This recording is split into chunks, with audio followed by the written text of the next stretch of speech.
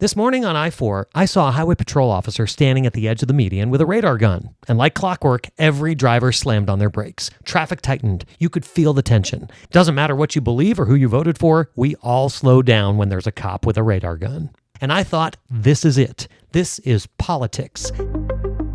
Mastering the Commute, your 6-minute traffic fix. Episode 49, Politics at 65 miles per hour. Traffic and more traffic in 6 minutes. Here's Randy Keith.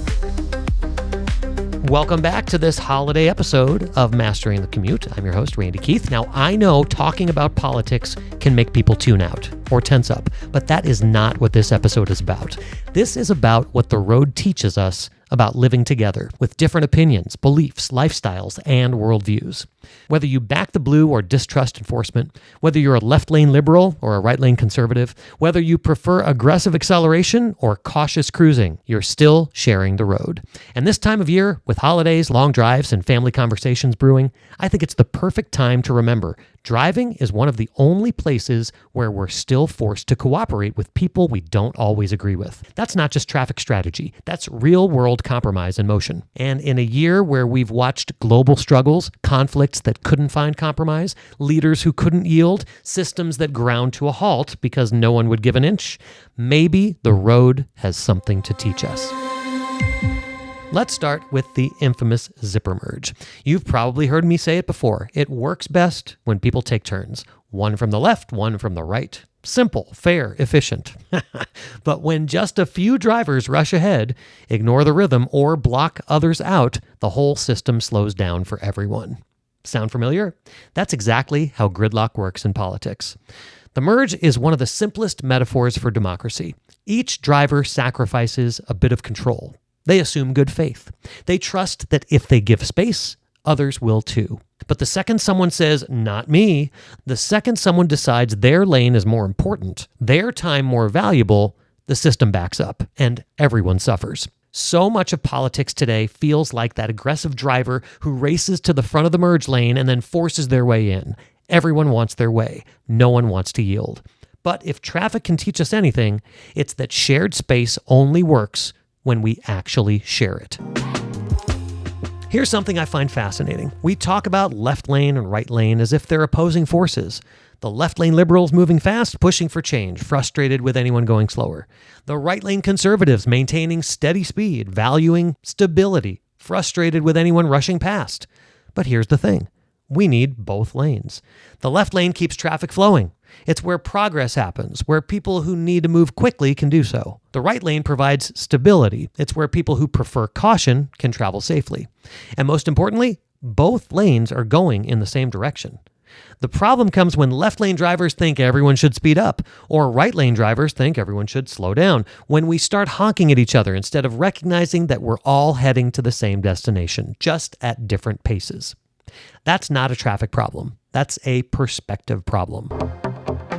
Now let's talk about speeding. You're free to drive fast, sure, but when you're weaving through lanes at 95 miles per hour, cutting people off, creating dangerous situations, you're putting other people at risk. That's not freedom. That's recklessness. And that same concept applies far beyond traffic. In politics, in speech, in behavior, real freedom is balanced by responsibility. You can believe whatever you want, but if your actions threaten the safety or well-being of others, the system starts to crack. On the road, we all know this intuitively. Even the biggest "don't tread on me" driver still stops at a red light because rules, the ones we agree on, keep us alive. Freedom with no responsibility isn't liberty. It's chaos. This year, we've watched what happens when leaders prioritize their own freedom over collective responsibility, when nations pursue their interests without considering the impact on their neighbors, and when political movements claim absolute freedom while ignoring the consequences for others. And the result? Gridlock, conflict, suffering for all. Deep down, whether you're progressive or conservative, libertarian or communitarian, we all want the same thing: to be safe, to be heard, and to get home in one piece. Back to that radar cop. Nobody likes getting a ticket. Nobody likes that anxious feeling when the lights come on behind you. But you know what's worse? Driving in a place where there are no rules, where anyone can do anything and no one's held accountable. Even if we disagree on which rules are fair or how they're enforced, the road only works when there's some structure, some accountability. And the same goes for society. We don't need everyone to like every law, but we do need people to respect the framework that allows everyone else to function. On the road, this looks like stopping for school buses, yielding to pedestrians, not blowing through construction zones. In life, it's showing up, listening, compromising, not just doing what's legal, but doing what's right. You know what's beautiful about a four-way stop? Nobody's in charge. There's no traffic light telling you what to do, just a simple rule. Whoever gets there first goes first, then the next person, and then the next. It's democracy in its purest form. We take turns. But it only works when everyone follows the unwritten agreement. When someone jumps out of order, everything gets confused. People hesitate, horns honk, and the whole intersection backs up. Politics should work like a four-way stop. Everyone gets a turn. You don't have to agree with what the other person is doing, but you do respect their right to go when it's their turn. The problem comes when people think their turn should last forever, or when they refuse to acknowledge that someone else's turn has arrived. This is not radical. It's basic fairness. It's what we teach kindergartners, and somehow we've forgotten how to do it on the global stage. The road is one of the last places where we all still share something. No matter where you come from, no matter what you believe, we drive together. You and I don't know the politics of the person next to us, unless there's a bumper sticker, and even then, we don't really know them. And yet, you'll still let them merge. You'll stop when they do. You'll probably wave when they make room for you. That's compromise. That's cooperation. And this time of year, when everything feels high stakes, when families are gathering and conversations are brewing, when the year's conflicts are still fresh in our minds, maybe that's the best reminder we could ask for. So the next time you're in traffic, especially this week as we get closer to Christmas, remember that how we drive is how we live. When we choose patience, when we choose grace, when we choose order over ego, we're not just better drivers, we're better humans.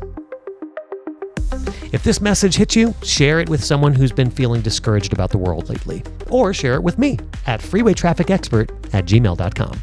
Next week, we'll close the year with something a little more personal. Some stories from my road trips as a traveling musician. Until then, drive smart, stay safe, and let's remember that even when we disagree, we're still in the same lane. Merry Christmas.